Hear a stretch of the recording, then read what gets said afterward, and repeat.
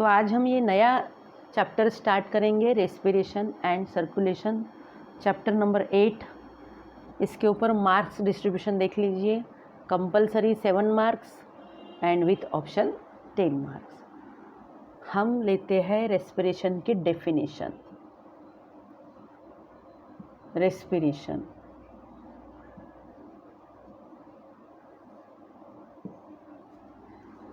Respiration मतलब क्या है? रेस्पिरेशन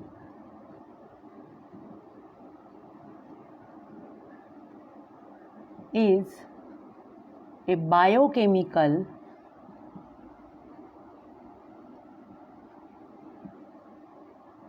process या फिर biochemical reaction. It is a biochemical reaction or it is a biochemical process in which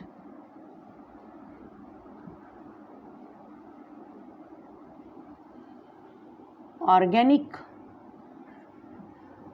compounds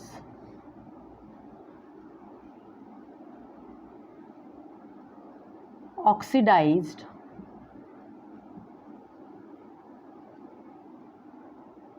in orderly manner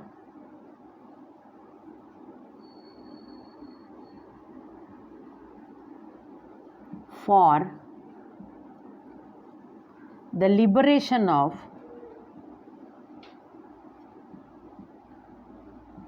energy in the form of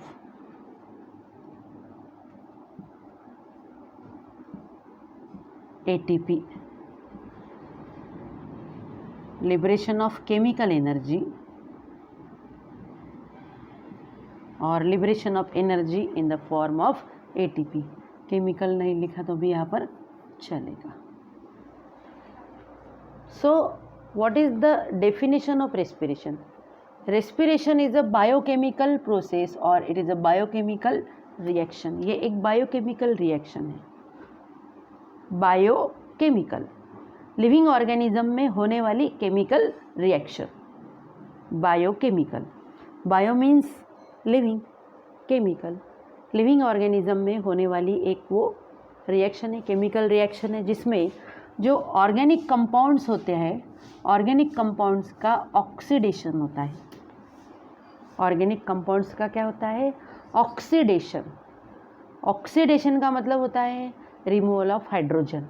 oxidation का मतलब क्या होता है? Removal of hydrogen. ऑक्सीडेशन होता है, लेकिन वो ऑक्सीडेशन कैसा होता है? In step wise manner. Oxidation कैसा होता है? इन अ स्टेप वाइज मैनर, मतलब इन अ ऑर्डरली मैनर। किस लिए ऑक्सीडाइज होते हैं केमिकल कंपाउंड्स, ऑर्गेनिक कंपाउंड्स?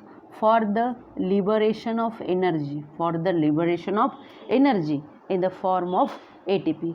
मतलब रेस्पिरेशन में जो ऑर्गेनिक कंपाउंड्स है, ऑर्गेनिक कंपाउंड्स में क्या क्या आएगा? ऑर्गेनिक कंपाउंड्स में आएगा शुगर, ऑर्गेनिक कंपाउंड में आएगा प्रोटीन, ऑर्गेनिक कंपाउंड में आएगा फैट।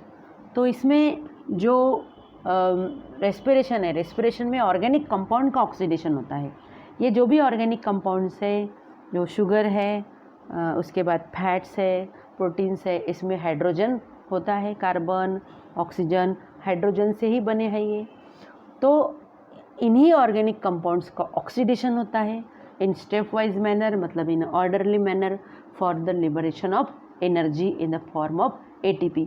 और उस ऑर्गेनिक कंपाउंड्स का ऑक्सीडेशन होने के बाद उस ऑर्गेनिक कंपाउंड्स में जो एनर्जी है, वो एनर्जी लिबरेट होती है after their oxidation in the form of ATP, that is adenosine triphosphate.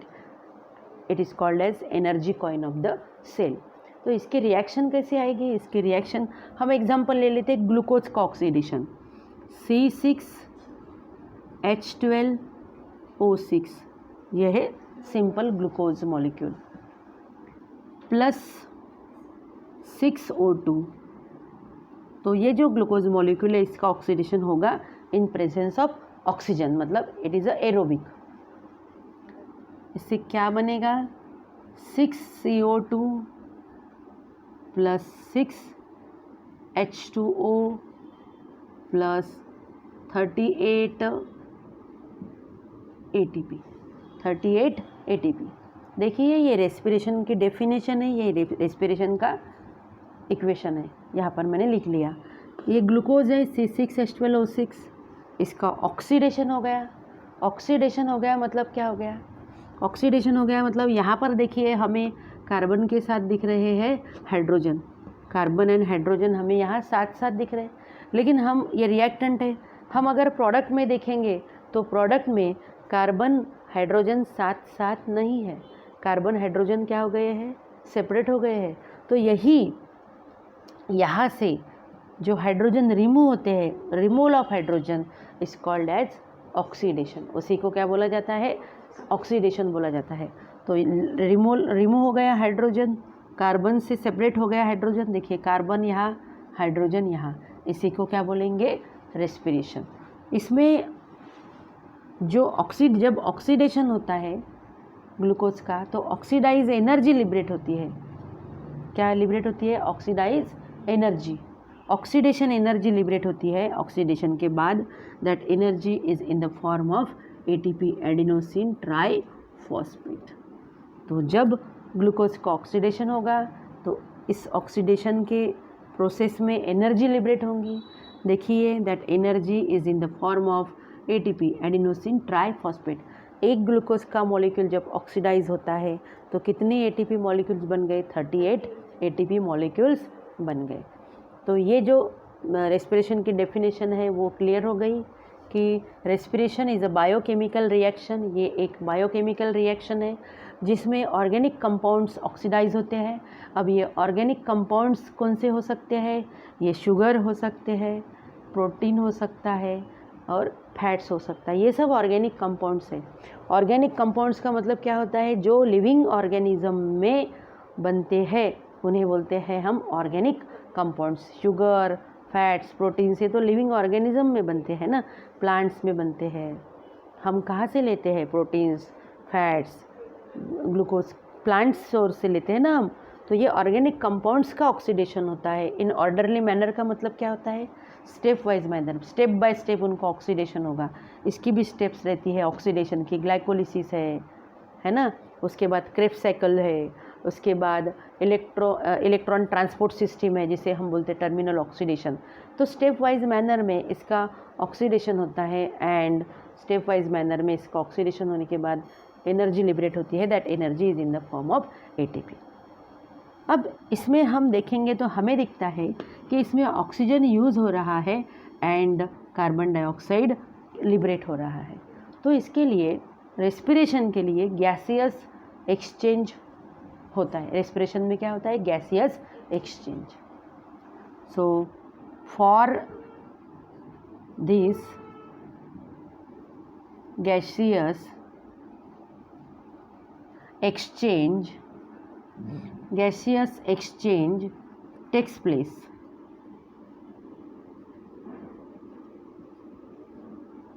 For this gaseous exchange takes place.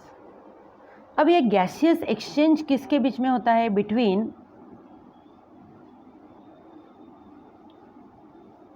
Organism and environment. Organism and environment के बीच में गैसियस एक्सचेंज होता है। जो ऑर्गेनिज्म है, समझ लो ये ऑर्गेनिज्म है, हम इसे दिखाते हैं, ये ऑर्गेनिज्म है एंड ये है एनवायरनमेंट। ये ऑर्गेनिज्म है, ये एनवायरनमेंट है। ऑर्गेनिज्म रेस्पिरेशन के लिए एनवायरनमेंट से क्या लेगा? ऑक्सीजन लेगा। ऑर्गेनिज्म रेस्पिरेशन के बाद जो कार्बन डाइऑक्साइड ऑर्गेनिज्म में प्रोड्यूस होगा वो कार्बन डाइऑक्साइड ऑर्गेनिज्म क्या करेगा? एनवायरनमेंट में लिबरेट करेगा।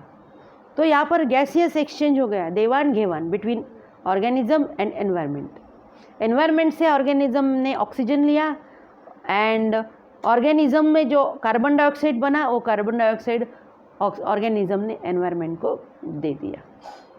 Any difficulty? अब दूसरा जो पार्ट है वो है रेस्पिरेटरी सरफेस।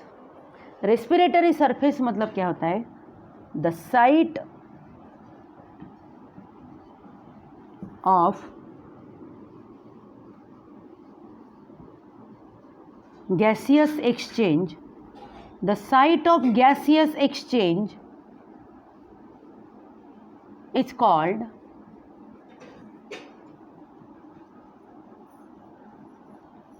respiratory surface.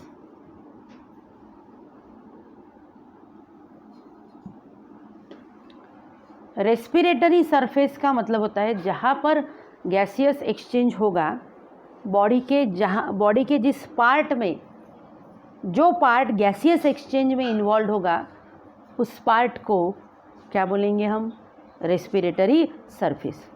या फिर जिस जगह गैसियस एक्सचेंज हो रहा, जो पार्ट यूज़ हो रहा गैसियस एक्सचेंज के लिए, उस पार्ट को क्या बोलेंगे हम? Respiratory surface.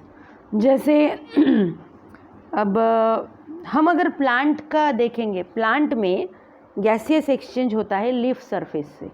तो जो लीफ है, लीफ जो है, लीफ में क्या होगा? लीफ से ऑक्सीजन अंदर आता है, लीफ से कार्बन डाइऑक्साइड बाहर जाता है। तो लीफ क्या हो गया? रेस्पिरेटरी सरफेस, है ना। हम में क्या है? रेस्पिरेटरी ऑर्गन है लंग्स। लंग्स में ऑक्सीजन आता है, लंग्स से कार्बन डाइऑक्साइड बाहर जाता है। तो हमारा जो रेस्पिरेटरी सरफेस है वो क्या हो गया? लंग्स हो गया, है ना। यहाँ से हाथ से जाता है ऑक्सीजन, हाथ में से अंदर आता है ऑक्सीजन, इस यहाँ से कार्बन डाइऑक्साइड जाता है, नहीं। तो ये रेस्पिरेटरी सरफेस हो गया क्या? नहीं। तो जहाँ पर गैसियस एक्सचेंज होता है उसी को बोलते हैं respiratory surface. Any difficulty? Organs of respiratory exchange, ये है नेक्स्ट टॉपिक इसके बाद का। ये जो रेस्पिरेटरी एक्सचेंज है, रेस्पिरेटरी एक्सचेंज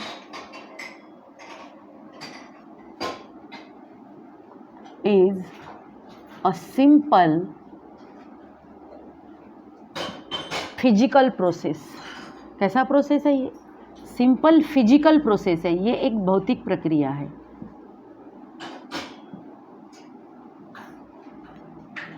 फिजिकल प्रोसेस है रेस्पिरेटरी एक्सचेंज, मतलब ऑक्सीजन अंदर लेना, CO2 बाहर छोड़ना। This is a simple physical process. लेकिन for efficient gaseous exchange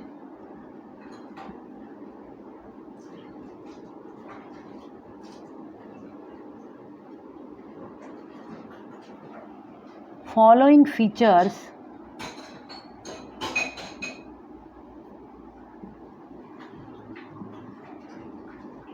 are essential in respiratory surface.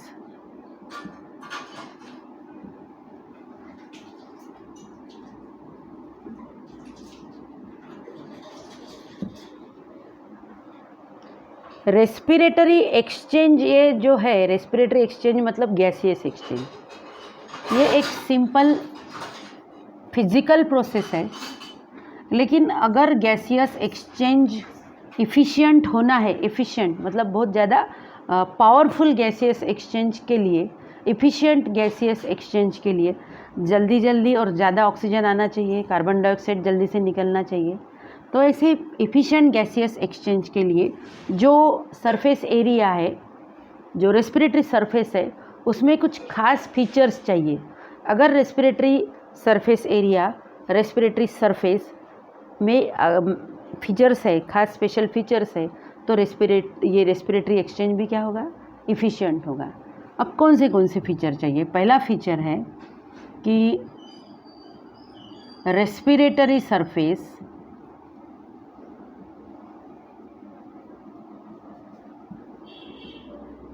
should have large surface area।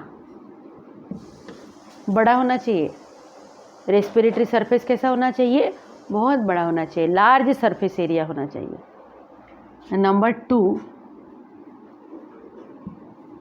It should B moist.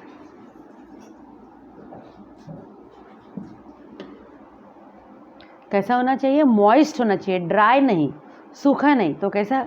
Moist, गीला, moist होना चाहिए। तीसरा इसमें फीचर है होना चाहिए कि it should B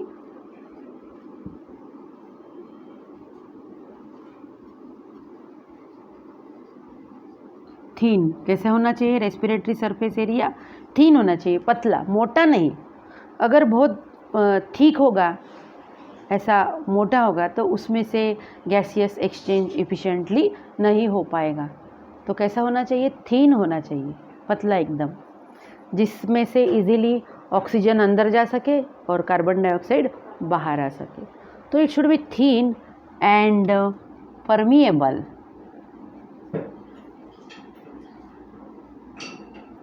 permeable for gaseous exchange. Thin होना चाहिए, पतला एकदम। परमिएबल फॉर गैसियस एक्सचेंज मतलब उससे गैसियस एक्सचेंज होना चाहिए, उस सरफेस एरिया से ऑक्सीजन अंदर आ सके, कार्बन डाइऑक्साइड बाहर जा सके, ऐसा होना चाहिए। मतलब उस सरफेस एरिया ने, उस रेस्पिरेटरी सरफेस ने परमिशन देना चाहिए ऑक्सीजन को अंदर आने की, कार्बन डाइऑक्साइड को बाहर जाने की। तो ये है ऑर्गन्स ऑफ रेस्पिरेटरी एक्सचेंज। तो एक बार दोहरा देती हूँ।